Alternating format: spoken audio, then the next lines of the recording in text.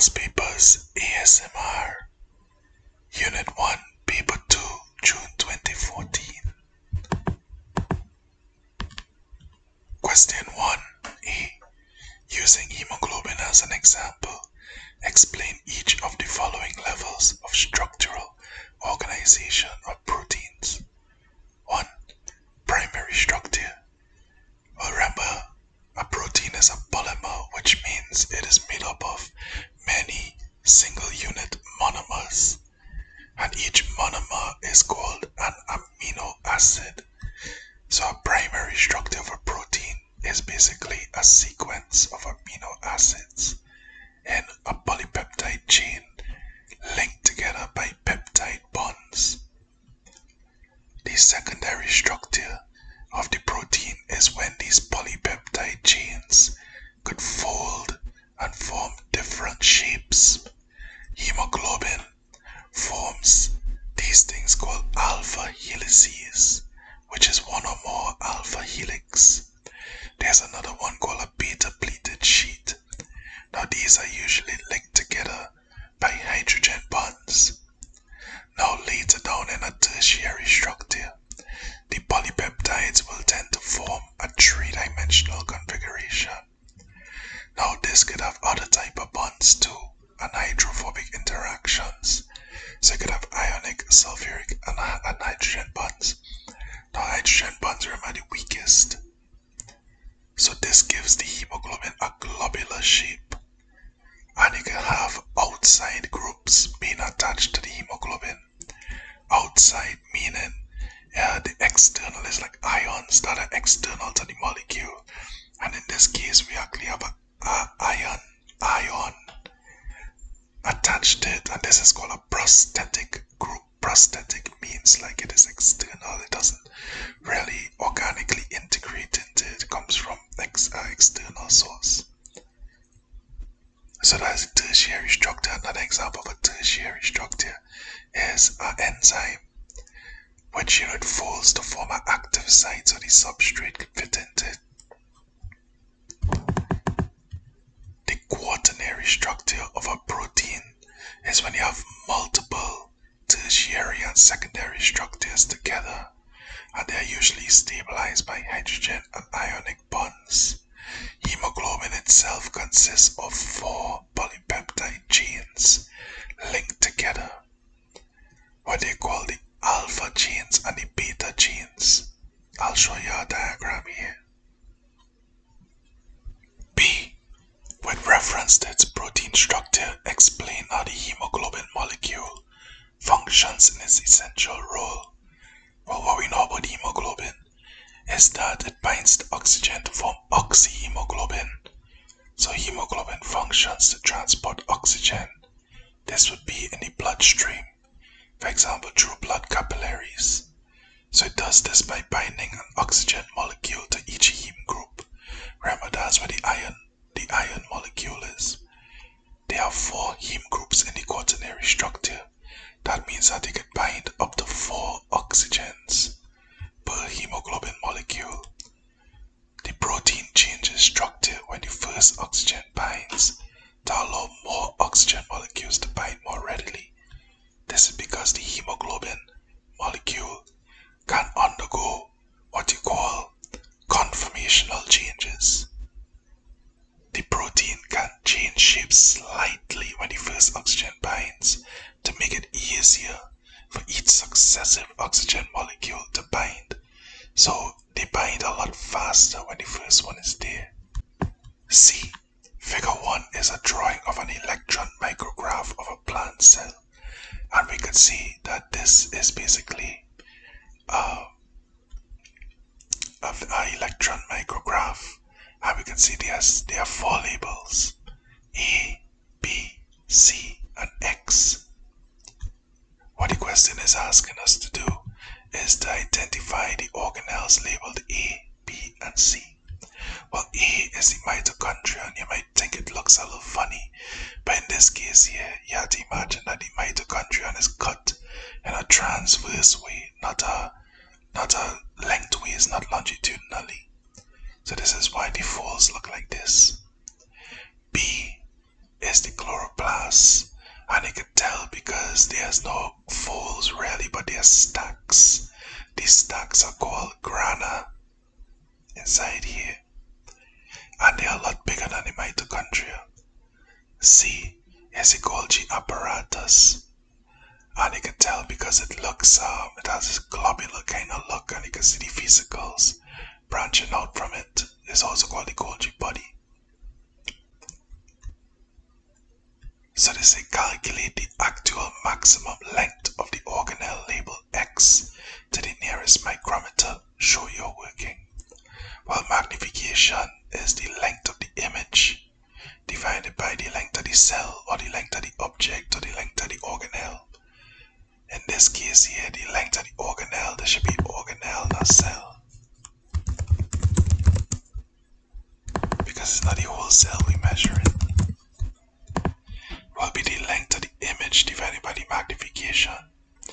So if you was to measure this structure here, X, right? So this is 40 millimeters here, which is 40,000 micrometers. So if you divide this by the magnification, which is 5600, the structure labeled X is 7.1 micrometers. Question 2A1. Protein synthesis requires two steps, transcription and translation. Table 1 is an incomplete comparison of some features of transcription and translation in eukaryotes. That's basically protists and multicellular cells, multicellular organisms. Complete table 1 by writing the correct answers in the relative spaces in the table. Well, you can see the table is filled out already here. So the features listed on the left. So the site of transcription is in the nucleus, and translation occurs in the cytoplasm because ribosomes actually facilitate translation, or the rough endoplasmic reticulum, which is where you would find ribosomes attached. Now, just to give you a brief description of what transcription and translation is. Transcription is when the DNA helix is unzipped and an mRNA molecule, a messenger RNA molecule, is written from one of the template strands of that DNA. So it is like a copy is being made, and that copy is basically instructions. Now, because the mRNA molecule is mobile, it can actually move away from the nucleus, and it could exit the nuclear membrane and go into the cytoplasm and take that message to the ribosomes. Translation now is when the ribosomes read the instructions, they read the message from the messenger RNA, and it allows transfer RNA or tRNA to attach to those codons, basically the triplet letters, and every time a tRNA molecule attaches, it deposits an amino acid, and each time amino acids are deposited, they form a polypeptide chain which will then bond and fold into a protein. So transcription is when mRNA is made from DNA, and translation is when a protein is made from the mRNA in the ribosome. So this is how a gene turns into a protein through these two processes. So the precursor molecule for transcription is DNA, which turns it into mRNA, and translation, which will be mRNA, which will eventually be the instructions to build a protein. Enzymes and other factors with transcription.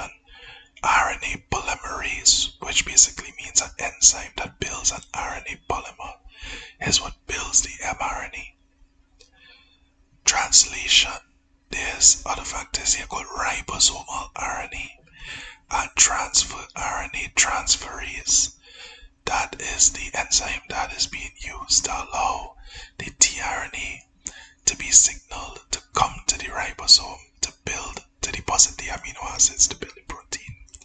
The function of transcription is to produce mRNA from DNA template, and translation is to produce the polypeptide sequence, which is complementary to the mRNA. Let's look at question 2.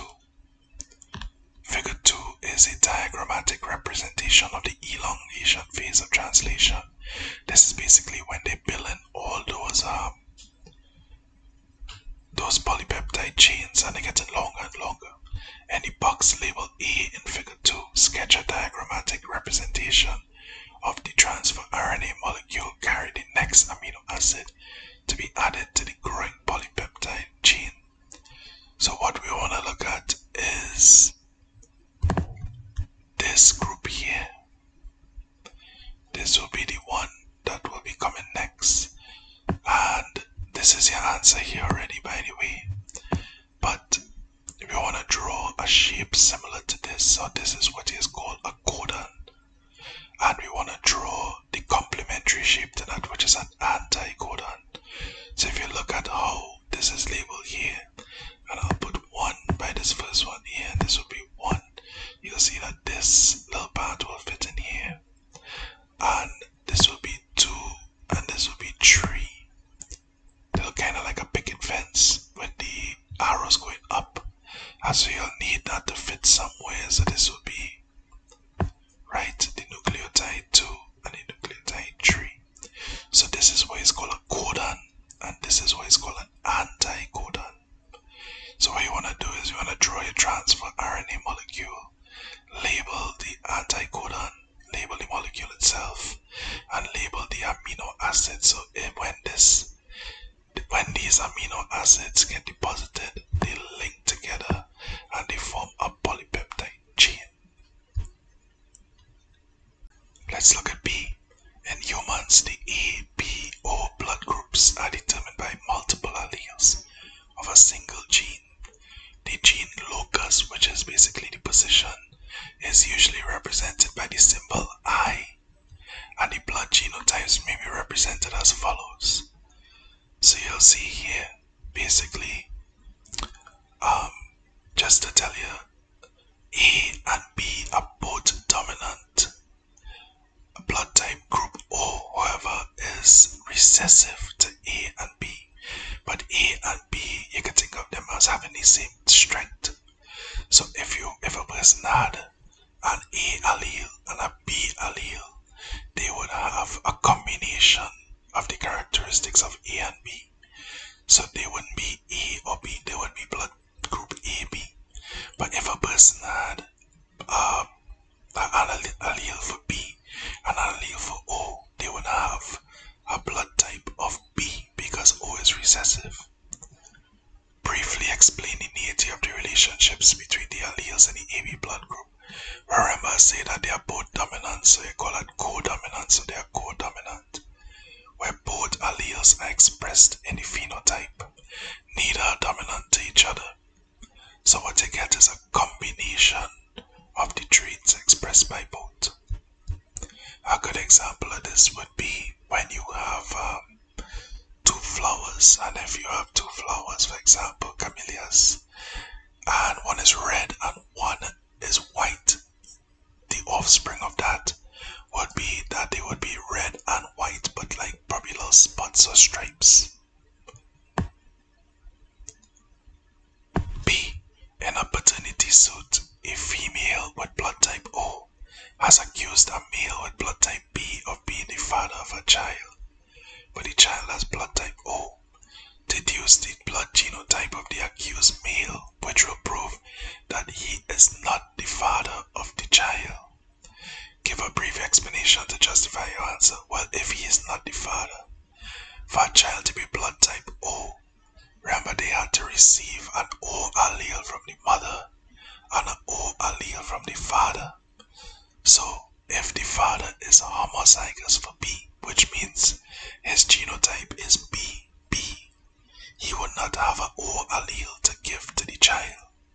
So the child could never be his in this case. So the justification of B alleles are dominant to O alleles. A child with blood type O would have received an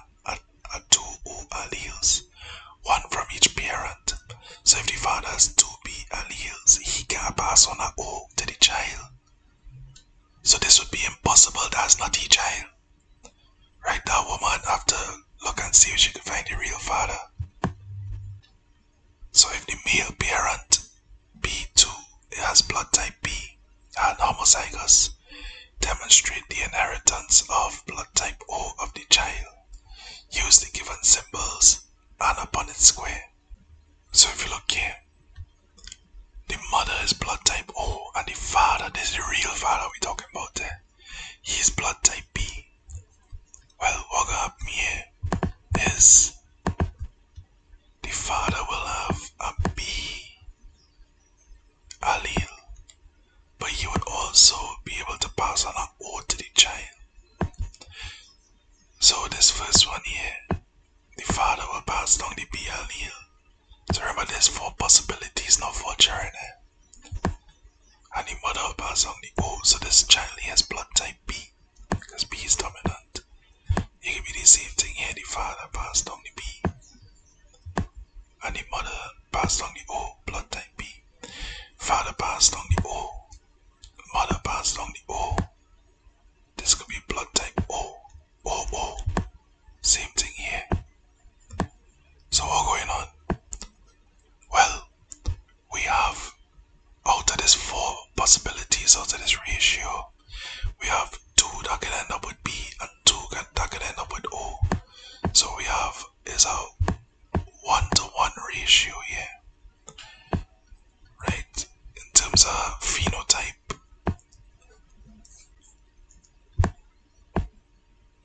50-50, right? There's one O, not 10. So 50% chance the child come out with blood type B, 50% chance the child come out with blood type O.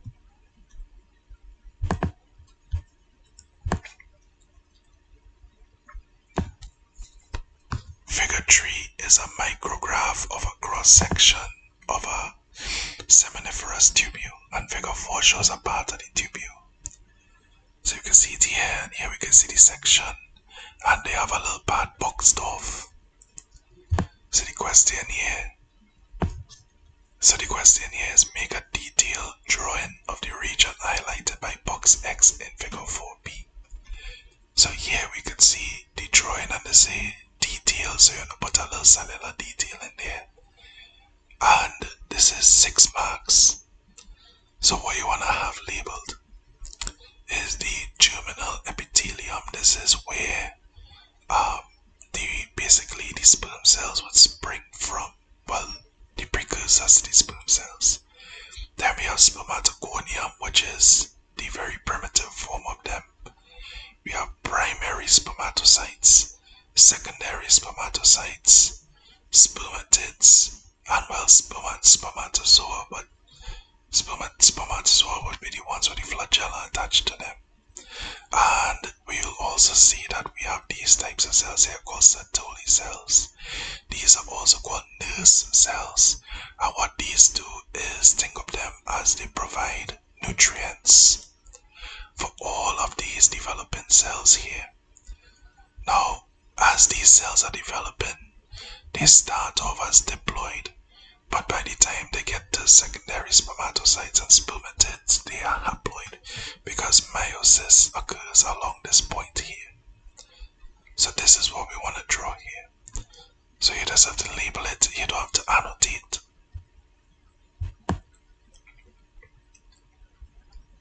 Part 2, using figure 3 and figure 4 as a guide, outline the key development stages of spermatozoa within the tubule. Well, you just have to make like about 3 or 4 points here, but germinal epithelial cells differentiate to form spermatogonia. Spermatogonia form primary then secondary spermatocytes. Secondary spermatocytes undergo meiosis to become haploid spermatids. And spermatids undergo growth of flagella, which are the tails that allow motility, to form spermatozoa. B. An experiment is conducted to investigate the effect of sucrose concentration on the germination of pollen grains for a particular plant species. The results are shown in this figure here. So here we have a line graph, and on the x-axis this is the sucrose concentration, On the y-axis, we have how much percent of pollen was germinated. So we could see up to about 6% sucrose concentration. We had our max level or optimum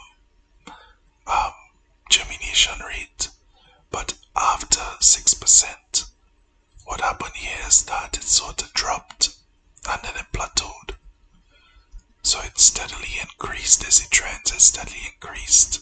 Germination rate increases, sucrose concentration rate increased, but after that, after 6%, it made a slight decrease before plateauing.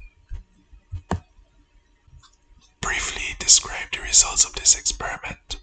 While no germination occurs at 0% sucrose, and percentage germination increases as sucrose concentration increases up to 6%. After 6% concentration, there's a slight decrease before remaining constant. Basically what I just said. Explain the significance of this response for the pollination process. While sucrose is like a disaccharide, is a sugar, and this is secreted by the stigma for pollen germination.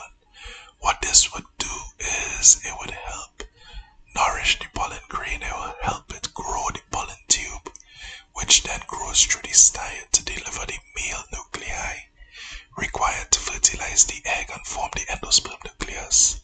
So the sucrose helps nourish growth of the pollen tube and facilitates the pollen grains actually sticking to the stigma. So in this case, the sucrose might actually act as a glue as well.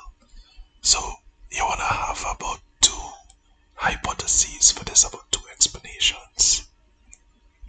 Question 4. Outline the structure of a molecule of water and explain how this structure allows water to be an excellent solvent. Alright, so here we have our water molecule, and this is what is called a dipole structure. So what dipole means, it means that it has 2 poles, it has oppositely charged poles, and you'll see here that water, remember water is H2O, which means it has 2 hydrogen atoms and 1 oxygen. The hydrogens are slightly positive and the oxygen is negative. That's why it's called a dipole structure.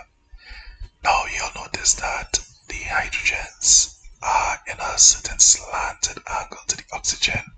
So you draw it kind of like Mickey Mouse. And because now you have this positive and this negative, that means that negative ions and positive ions can bond to it easily. That is why it is a good solvent. Water molecules are also very good at binding to each other because the hydrogens can bond with the oxygens, well of course through hydrogen bonds. So this is what you call cohesion. They are very cohesive. They're good at sticking close to each other. So to explain it here, water contains 2 hydrogen atoms covalently bonded to an oxygen molecule. The bonding is non-linear, right? Remember the slanted. Oxygen has a slightly negative charge and hydrogen has a slightly positive charge. So therefore a dipole molecule. Its dipole structure attracts other molecules or ions that are charged. When other compounds enter water, the water molecules surround it and it acts as an excellent solvent that way because it has both positive and negative charges. The next question here is discuss 2 major roles of water in cell function. So there are plenty different roles, but you want to think about the ones that are major. So 1, water is used as a solvent or a transport medium. So this could be in blood, it could be in urine, it could even be in the xylem in plants. So substances dissolve readily in water and can be transported through the bloodstream. So these substances would include mineral salts, urea, glucose, all of those there could actually be transported. So in the even larger molecules, because of the force of the water, can be transported. So for example, red and white blood cells and hormones. In the xylem in plants, because water is so good at sticking to each other, That is called cohesion, and they are good at sticking to the xylem walls. That's called adhesion. It's also very good at transpiration of pull and carrying water and mineral ions up the xylem from the roots to the leaves. 2. Water acts as a buffer for rapid temperature and pH changes. It helps to keep cells at optimum temperature due to its high specific heat capacity. So what that means is that because your body is 70% water, it is less likely to overheat. Right? Remember, you also have negative feedback systems like sweating and ADH, responses to temperature changes that work as well. But because of its high specific heat capacity, it can hold a lot of heat before the temperature increases. Now, because water is neutral, it can also buffer pH changes. If you have part of the body like the stomach is too acidic, adding water which is neutral would raise the pH, for example. Let's look at C. Distinguish between endocytosis and exocytosis, and briefly comment on one cellular process that involves exocytosis. Endocytosis facilitates entry of molecules and larger material into cells. And the term endo, the prefix endo means in, and cytosis refers to of the cell. So it basically means process that brings things into the cell. The material is engulfed by the folding of the cell membrane, which are also called invagination. So think of it as, it's kind of like phagocytosis with white blood cells, where they wrap around the pathogen and bring it into the cell. Exocytosis, which means process that takes substances outside of the cell. Exo means out. Is a process that moves materials out of the cell. Vesicles, which are like little, think of them like little blob-like packets from within the cell cytosol fuse with the cell membrane. An example of this is when lysosomes remove waste particles. They sort of package them into these vesicles, and then those vesicles there, which basically has a phospholipid barrier around it, they flow through the cytoplasm towards the cell membrane and then lets everything out to the cell exterior. So it's kind of like it takes out the trash. 5. State 4 observations and 3 deductions that form the basis of Charles Darwin's theory of natural selection. So Darwin observed 4 things during his studies on the beagle when he went to the Galapagos Islands. He observed that all organisms produce much more offspring than are required. So for example, if you have a leatherback turtle will not lay 1 egg, it will lay probably 70 to 100 eggs. Why is that? Because only about 2 out of that might survive and make it into the ocean and grow into an adult. So it facilitates the survival of the offspring. If you only had 1 or 2, none would survive, or the probability would be very low. 2. Organisms within a species experience variation. This is either through genetic variation or environmental variation. A good example would be like with rabbits. You have rabbits with all different types of colored coats, black and white, and some with even mottled coats, and some of that help with camouflage. 3. Some of these variations are inherited. So when you have a beneficial trait or characteristic, those parents that have that characteristic, those would survive, and then they would be able to produce offspring. A good example would be the peppered mutt. So if you have the black peppered mutt and it lives in a dark and sooty environment, birds would not be able to see them properly. They would not be visible to birds, so they would not be predated upon. But white peppered mutts would stick out in a dark environment, and the birds would see those instead.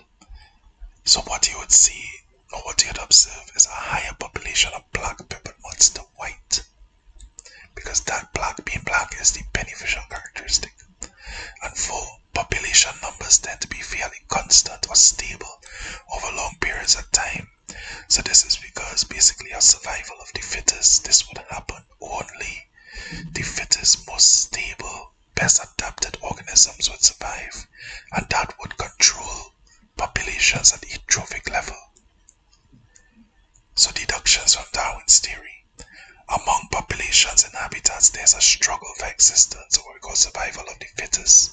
Organisms must be able to adapt to the environments to survive, or else they will go extinct, or they'll have to migrate to a habitat that they can adapt to. 2. Only the best adapted individuals can survive and reproduce. And 3. The offspring inherit traits from these surviving well-adapted individuals. Basically everything that we talk about, the ones that could survive are the ones that are going to mate and reproduce and carry on the generations with their beneficial characteristics, as long as the environment or the ecosystem remains stable. If the ecosystem changes, then the surviving organisms or the selective pressures would change as well. Let's look at B.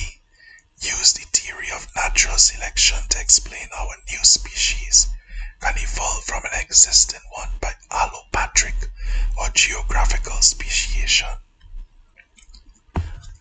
So the word allopatric, basically allo means other, and patric kind of means fatherland or country land. So allopatric just means other country or other land. Or geographical separation occurs when there are geographical or spatial barriers present. So if you have a mountain range or a large river that is separating a landmass, what would happen is that organisms from one side of the river or the mountain range would not be able to mate with organisms on the other side. They would not be able to physically meet. So if you use a valley as an example, gene flow would be prevented between organisms living on both sides of the valley if they cannot cross the valley. You have some squirrels, for example, and you have some lizards that live on opposite sides of a valley, and they would not be able to actually cross and mate with each other. So there may be different selective pressures and environmental conditions on each side of the valley. So let me say on one side of the valley you have a type of hawk, and the next side of the valley you have a type of snake. You have different predators on each side, and what would happen is that the organisms would have to learn to adapt to different ways to each predator. For the hawk, they might have to learn how to burrow. For the snake, they might have to learn how to run faster, be more stealthy, or be a little more careful about where they make their nests. There could also be different amount of water available. So different pressures could result in different methods of adaptation. So organisms on each side adapt to these selective pressures in different ways, which lead to changes in genotype frequencies. So, for example, camouflage might help with one, but speed might help with the next one. New species may develop when the gene pools become varied enough, and populations can no longer interbreed to produce fertile offspring. So that is how allopatric speciation could work. Our next example of this could be the finches on the Galapagos Islands. The geographical separation would be, well, they were different islands separated by bodies of water. And because each island now might have had different sources of food, some finches fed primarily on insects, some of them fed primarily on worms and seeds and fruits, and the beak size that would have influenced what type of food that they ate. Because of that, now some birds ended up with thicker beaks and some ended up with thinner beaks, the population frequencies. And because of that, now some of them were not able to mate with each other because they were so mechanically different, and thus speciation occurred. Let's look at C. Discuss 3 potential threats to humans and other organisms of the use of genetically modified crops. Include the definition of the term genetically modified organism, or GM. Okay, so a genetically modified organism is one that has its genome modified due to genetic engineering. So it may be a transgenic organism, which means that it had genes added from another organism or altered. An example of this would be a zebrafish. A zebrafish if you add a gene from a bioluminescent coral or jellyfish, it would glow, and thus, it would be a glowfish. Traits that GMOs could have. 1. GMOs may invade natural habitats and outcompete native species, thus affecting the food webs and biodiversity. So for example, if you genetically modify an organism, and that organism now is, let me say, better than the other organisms, or more adapted than the other organisms to the habitat, they could outcompete or they could predate native species, you never know, and then they would be able to spread their genes. And sometimes that happens with plants. 2. Added genes that produce toxins for pest control can have adverse effects on beneficial organisms such as pollinators. So something that you might not know is that some plants are genetically engineered to produce caffeine, which is found in coffee. And caffeine is, we just drink it in coffee, but for insects it's actually fatal. So when the insect eats the fruit or whatever product that the plant produces, the insect dies. The problem is that beneficial organisms such as bees could be affected by this, and this could throw off the food web, and could throw off the whole pollination mechanism. 3.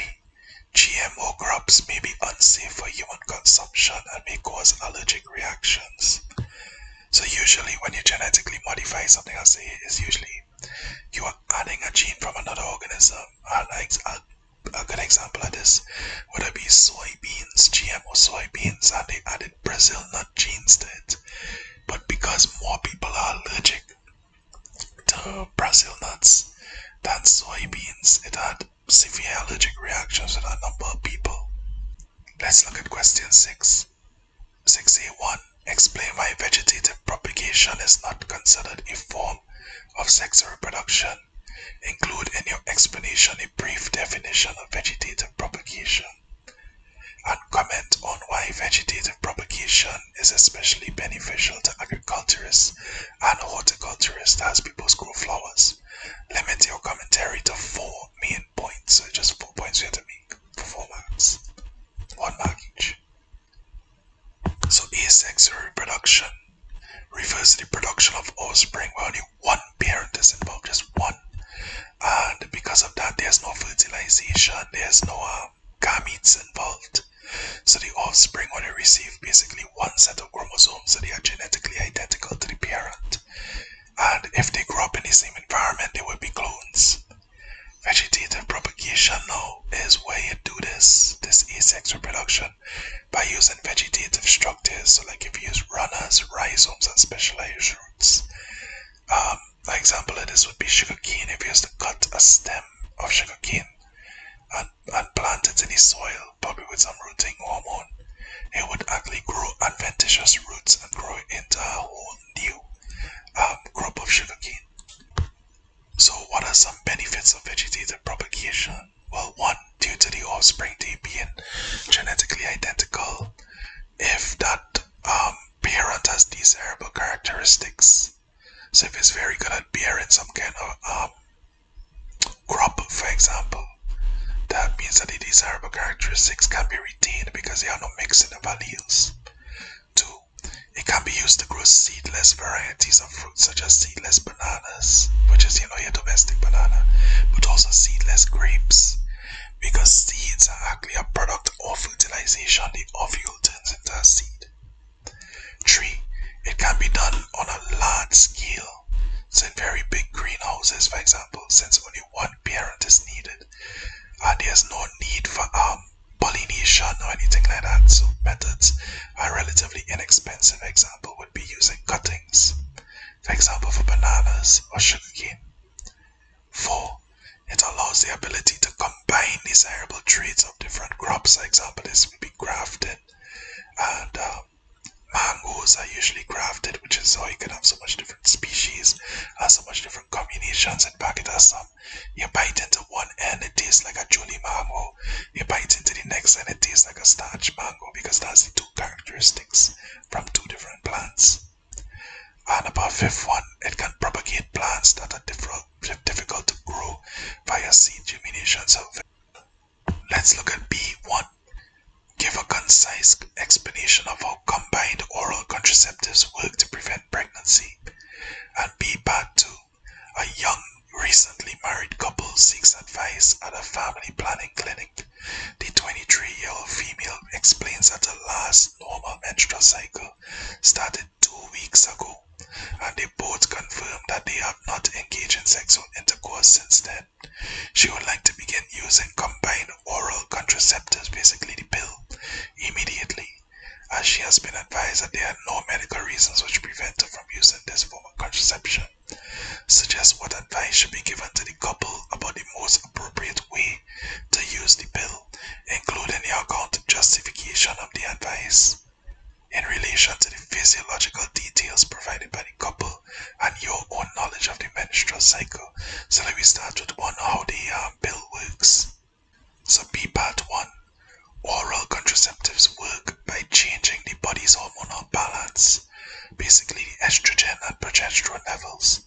Remember, estrogen helps facilitate, as well as progesterone, helps facilitate ovulation, which is the release of the secondary oocyte, the egg. But it also helps to stimulate thickening of the uterine lining, the endometrium. So usually can result in no secondary oocyte or no egg being released. If no egg is released, no fertilization by sperm can occur.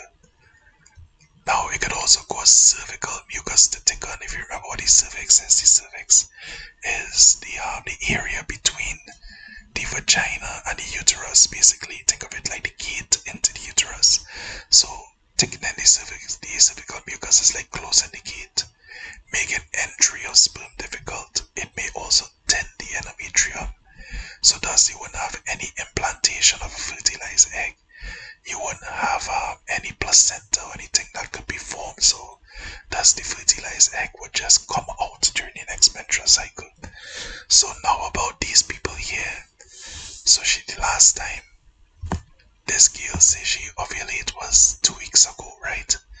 And she wanted to use oral contraceptives.